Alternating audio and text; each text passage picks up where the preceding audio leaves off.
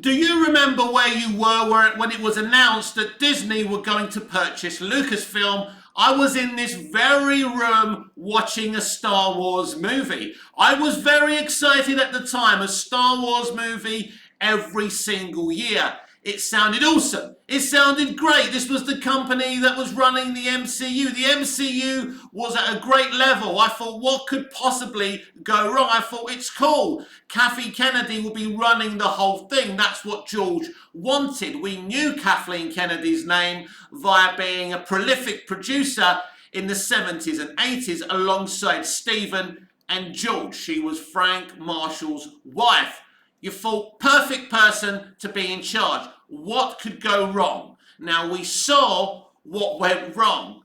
So, I spoke about this subject a few weeks ago, or maybe a week ago, whatever it was, it doesn't matter. I believe that Christopher Nolan and Universal Pictures are the perfect fit for Lucasfilm and for Star Wars' future.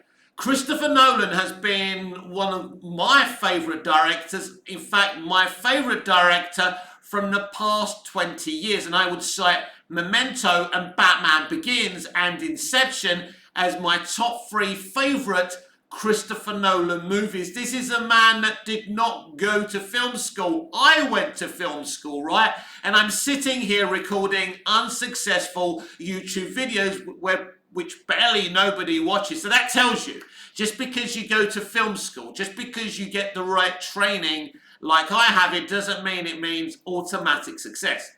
Christopher Nolan taught himself about, the dynamics of the camera angles, the editing, writing a movie, the ethics, the aesthetics of making a film, and look at what he's achieved. I've never seen a bad Christopher Nolan film. Make no mistake, Lucasfilm is going to be sold.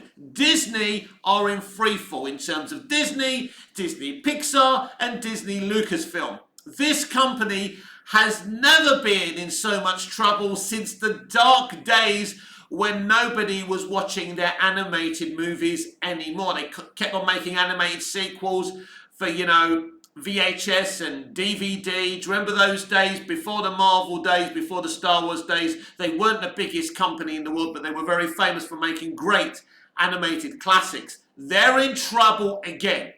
Lucasfilm is going to be sold. Marvel Studios is going to be sold. It wouldn't surprise me if the founders of Marvel Studios, if kind of the people who are there who founded the company, maybe they'll buy it back. I don't know what's going to happen there.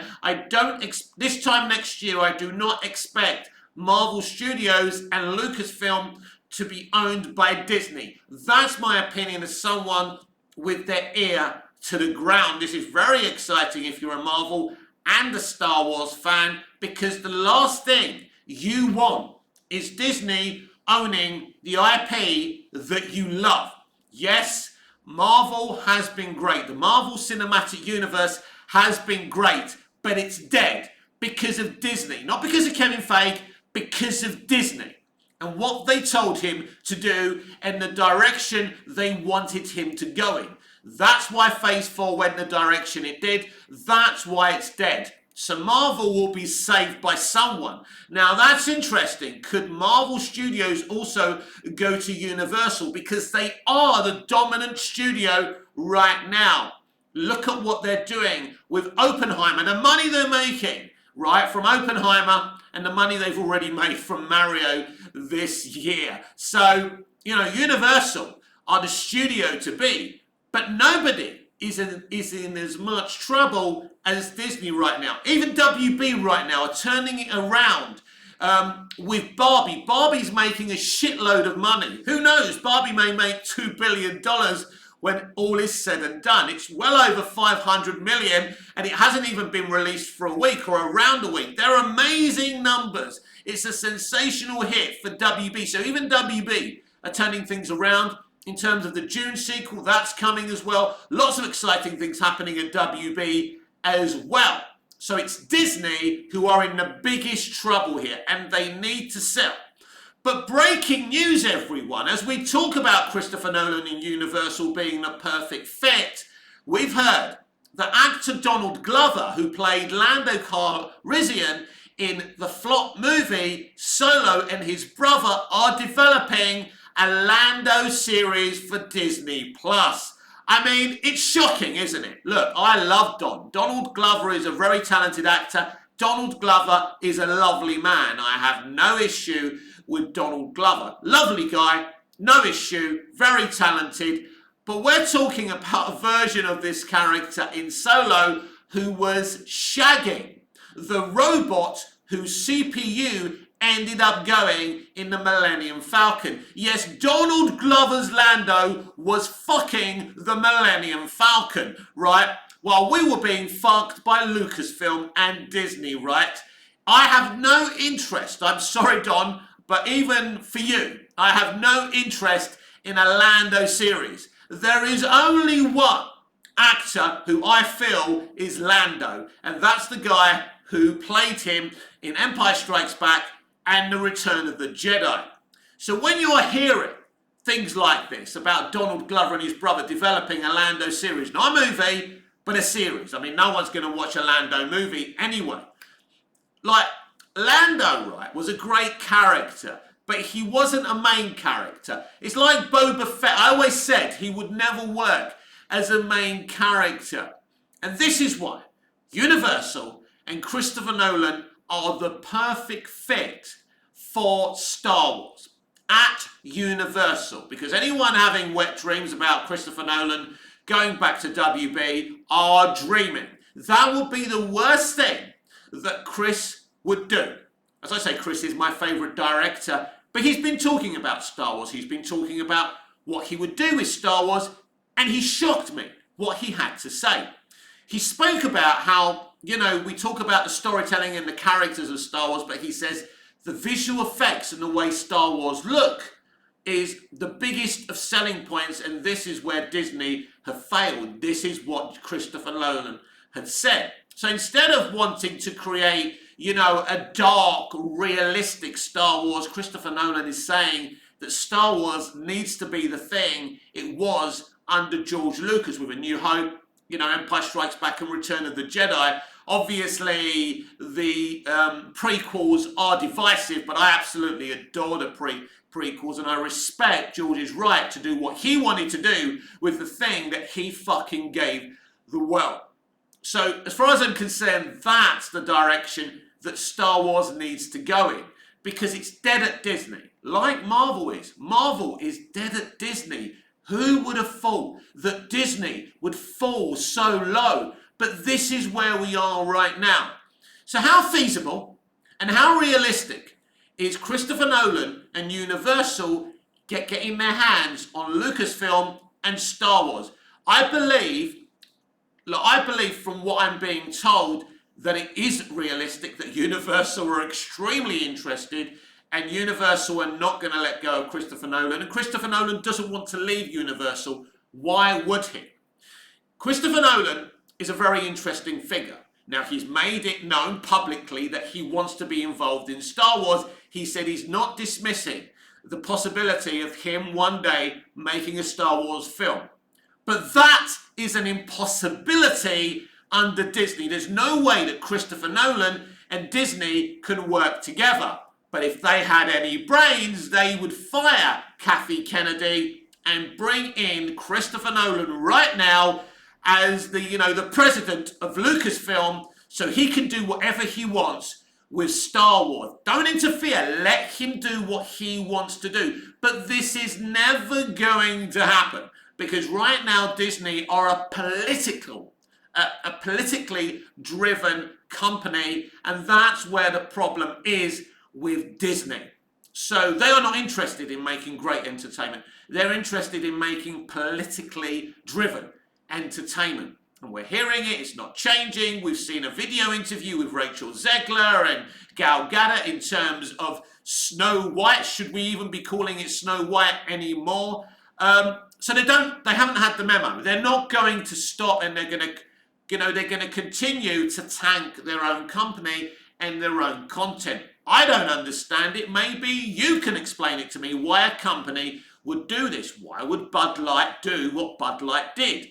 because everyone's gone mad. Everyone's involved in the culture war. I'm bored of the culture war. I don't want to talk about the culture war. I embrace all of society. I love all nationalities. I love all people. And I just want to see great entertainment, and I want to drink great beer and smoke the cigarettes I've always smoked, you know. At the end of the day, I want to have fun. I want to enjoy my life, and I want everyone to be happy. And I don't want to disqualify anyone from society, and I don't dislike any groups from society.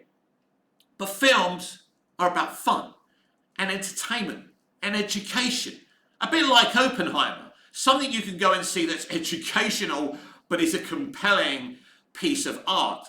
And that's what Christopher Nolan is.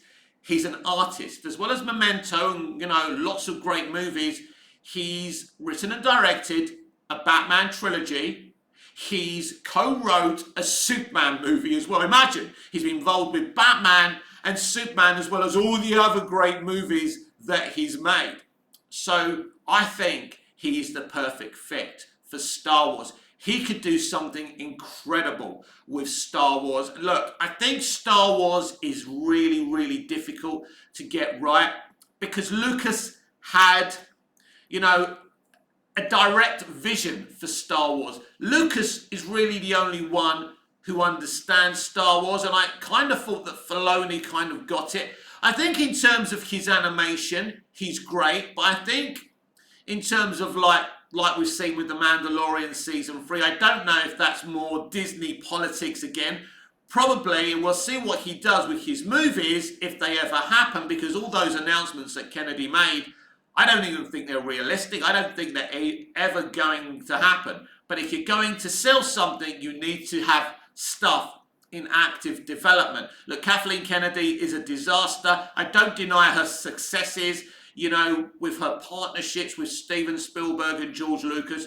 Look, I don't know why Lucas insisted in her being the president of Lucasfilm over at Disney, but he wouldn't have sold it to Disney without that arrangement. Did he know? Did he set her up? Did he set Disney up? Did he know that Iger was manipulating him for all those years to sell? Was it kind of revenge because he knew his sequel trilogy would never see the light of day at Disney? Look, Lucas knew Kathy Kennedy very, very well. He knew exactly what was going to happen. I think George is kind of so-so from The Usual Suspects here. I think he knew exactly what he was doing, and he's destroyed them. Destroying his creation as well. But the thing is, he can never destroy it, and he would never want to. And no one can ever destroy Star Wars, and you hope The Empire Strikes Back, The Return of the Jedi, The Clone Wars, all the great animation that Filoni's been involved with. And for people who love the prequels like me, no one can ever destroy that. That is safe in a bubble, and always will be. But what they've done is disastrous, and it has not worked. The Disney are not the only ones who have grabbed iconic properties and force-fed their, you know, ideologies and their politics really badly and destroyed these iconic IPs for the modern day audience. They haven't destroyed, as I say, what George did, what what Gene Roddenberry did with Star Wars can never be destroyed. The Snow White animation, all the great Disney animation can never be destroyed. They can't touch that. Whatever they do, we have got our physical media, maybe we've got digital copies. I mean, my advice to you is if you want to, hold something and own a movie that you love, whatever it is, have it on physical media because they can't corrupt that. It's the other stuff they can take away from you. But right now, Star Wars is in a very interesting position. Now, before I heard Disney were buying Lucasfilm, I was kind of content for Star Wars to be left alone. I think a lot of us kind of scratched our heads at the time and thought, what's next for Star Wars? Will George ever make anything again? And it was pretty clear George was very, very hurt from the fans who attacked him for the prequels. That hurt him so deeply, he had no intention of making any more Star Wars.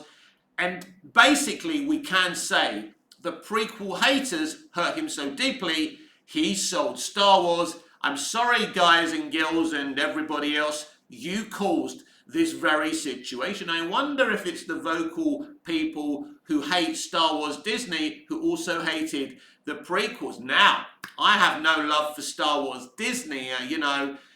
I can watch the movies and I can say, that they're okay in places. But look, what they did with those movies is a disaster. What they've done with their streaming shows, Obi-Wan was an absolute disaster, and there's no defense of what they've done. There's no question about that. But if people allow George to make his prequels, shut the fuck up about them, maybe we would be in a much stronger position with George, continuing to make Star Wars content. That hasn't happened here.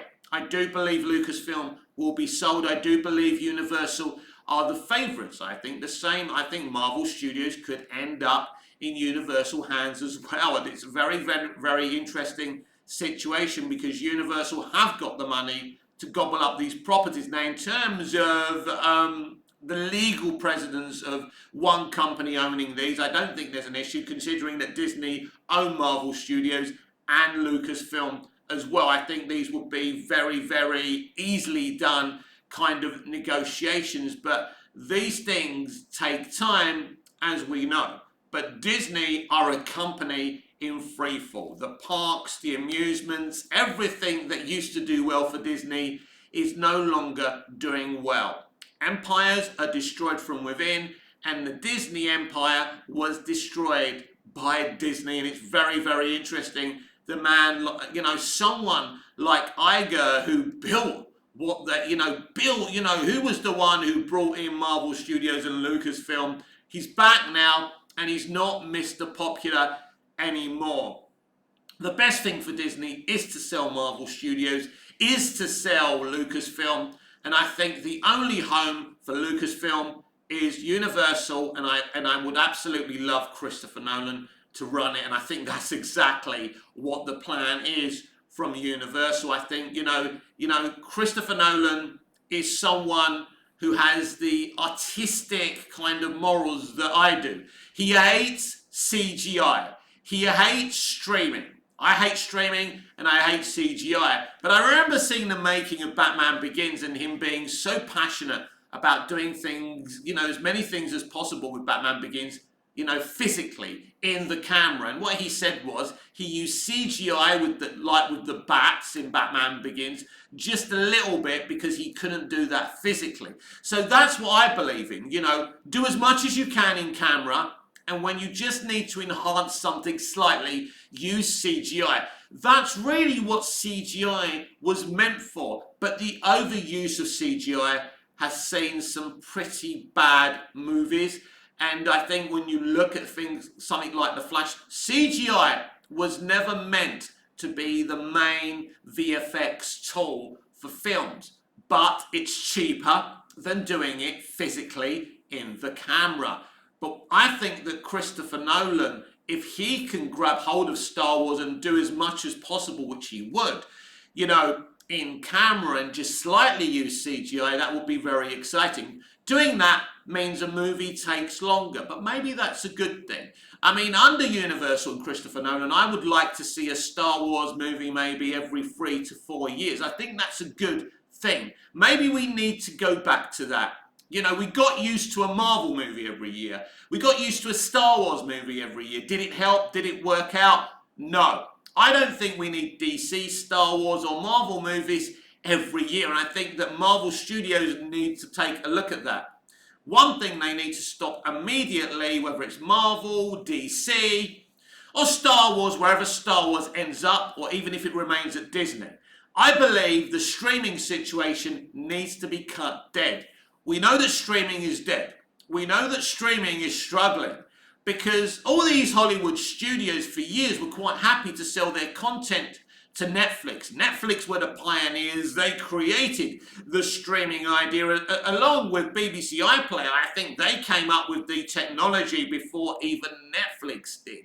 It was pioneering, but you can't do what Warner Brothers and Disney, Universal and Paramount are wanting to do, which is challenge Netflix for what they do. They thought, bloody hell, Netflix are making a lot of money. Why can't we do this? But they had bigger ambitions to take entertainment away from television, the old-fashioned television, and the big screen, the cinema screen, and bring everything to their streaming platforms. They have lost billions upon billions with this plan. This is the major reason that these entertainment companies are struggling right now. They invested so much in streaming, but they're so dumb, they're so thick, they forgot one thing, that you don't make money every time you release something on streaming. So they were making things like they would for cinemas. So every time you release a movie in cinemas, basically you make money, or you hope to make money, for every piece of content. So let me give you an example, right? So Barbie's making shitloads of money now, right? Imagine you release Barbie exclusively on Max. Doesn't make a penny. You've spent all that money, but it doesn't make a penny. The only thing it does is persuade people to subscribe to your streaming platform, and you'll get money eventually for that. But Barbie is instantaneous money as soon as it was released in cinemas. That's the difference. There's no real hard cash for streaming. I don't know who did I don't know what calculator they were using, but who did the math when they were looking to attack Netflix and destroy Netflix and dominate streaming, but they got it wrong. And basically Netflix handed their asses to them on a silver platter. And it's hilarious. I expect all these streaming platforms, Disney Plus, Max, to eventually fold, or just to be used for animation, or, or for catch-up services. They really believed, and a lot of us believed, that streaming was the future. Streaming is not the future. And these companies failing at streaming couldn't be, basically it's the best news that we could have got. It's great for movie theatres. It's great for physical media. It's great for going back and doing things how they used to do them. That's the best way. Movie theatres and physical media is the best way going forward, because streaming was never ever the future. Netflix will continue to dominate streaming. They will be the only successful streaming platform, and that's great. And these other studios will go back to doing things the way they used to do them. And that's right. What really hurt their streaming plans, and really their plans to destroy Netflix, was the pandemic. Now, I don't know why or how that happened, but basically Netflix know what they're doing. They pretty much invented this concept of streaming, and these other studios just were making stuff so expensive and spending so much money for content for Max and Disney Plus. But as I say, they forgot to get the memo. But you don't make money every time you release something and post something on a streaming service. It isn't the same thing as releasing something via the cinematic system. And this is where they lost money, and this is where the bankruptcy and the receivership has come in. And then we fast forward to these, this industrial action saga, SAG-AFTRA, the Writers Guild of America. All of a sudden, these people want to be treated fairly, but can these studios actually afford to treat them fairly? And then there's this thing about AI. AI should be booted out of this industry immediately. We all know that. It's not good for this industry. It's not healthy for this industry. But Disney are really looking into investing in AI. I mean, they're mad. I mean, Disney are insane. I don't understand how they think they can get out of their financial situation going the direction. I see WB settling with SAG-AFTRA and the Writers Guild of America and Universal, even Netflix, before Disney do. I think Disney are the ones who will hold out against the actors and the writers, and it's going to make them look really, really bad. But going back to Lucasfilm, I believe that there is no chance that Disney get to hold on to Lucasfilm. I don't think Disney want to hold on to Lucasfilm. I don't think Disney want to hold on to Marvel Studios. I think a lot of you are underestimating the amount of trouble that Disney are in. They are no longer a competitor. It really is Universal and everybody else. And if you're sitting there scratching your head and thinking, how did this happen? As I said on top of the show, empires are destroyed from within by self-delusion and arrogance. And this is what happened to this industry. Arrogance. And there's many reasons why they're on their knees right now. But I do think it's interesting. I do think it's ironic that this is one of the best summers in entertainment history in terms of cinemas. Not streaming. It's not streaming that's dominating this summer. It's actually cinemas with the Barbieheimer situation. And we've got a lot of good movies still to come this year. So it's actually been quite a good year cinematically. And so, you know, the industry, when it goes back and everyone goes back to work after these strikes and this industrial action, are going to have to rethink and just go back to the natural order of things, physical media and cinemas, movie theatres. And that's exciting. That's the way it should be. There was a thought that streaming could really dominate, that, you know, that cinemas would close down and everything would be, you know, viewed, you know, and conceived via streaming. It's not going to work, and that's really great fucking news if you're a fan of art. But yes, I think that the dream is a realistic one for Nolan and Universal to run Lucasfilm and create Star Wars for a brand new generation. But it's not easy. What George Lucas had was a very interesting idea, but an idea that he's only ever made successful. And I know The Force Awakens made $2 billion, but there's more to success than just the actuals and financials. Was The Force Awakens a great Star Wars film? Did it really work? I think it's an okay Star Wars film. I don't think it's a great Star Wars film. It's a rip-off of A New Hope. It's even a slight rip-off of The Phantom Menace, if you want to go that deep. It set up some interesting things, but Abrams kind of co-wrote and directed that movie, then pissed off and had no interest in working on Star Wars again. It's very dumb. It's a very weird way of doing things. Then, Ryan Johnson kicks the door down and does what he's going to do, and then they created an utter mess. So Star Wars, I'm okay if we never get any more Star Wars ever again. I don't think we have to have any more Star Wars. I think the best thing for Star Wars right now is just to take a break. Even if they sell Lucasfilm to Universal, I think Chris needs about 2 to 5 years to think about what he's doing, and maybe that's what he would do. Maybe he already knows what he would want to do with Star Wars. But I do believe that Lucasfilm is going to Universal. I do think it's a foregone conclusion, and I also think it's a foregone conclusion that Lucasfilm will be run day to day by Christopher Nolan, and he will write and direct all the movies. I don't expect streaming shows.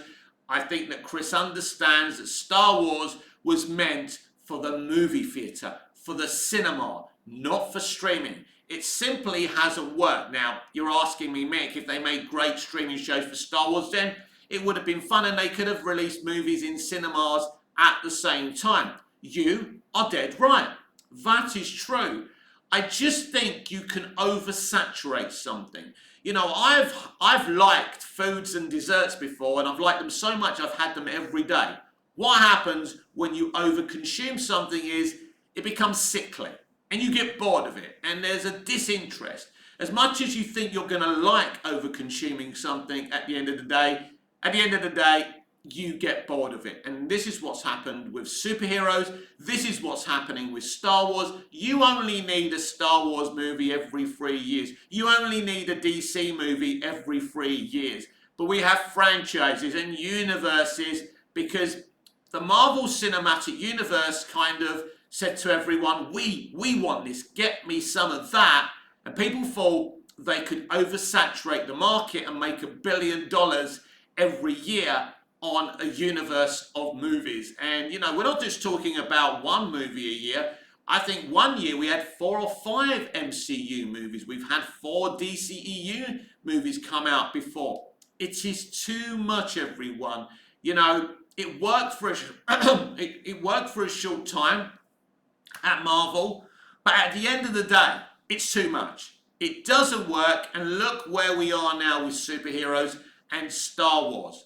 All you need to do from a franchise is have one movie every 2 to 3 years, and that, my friends, is more than enough.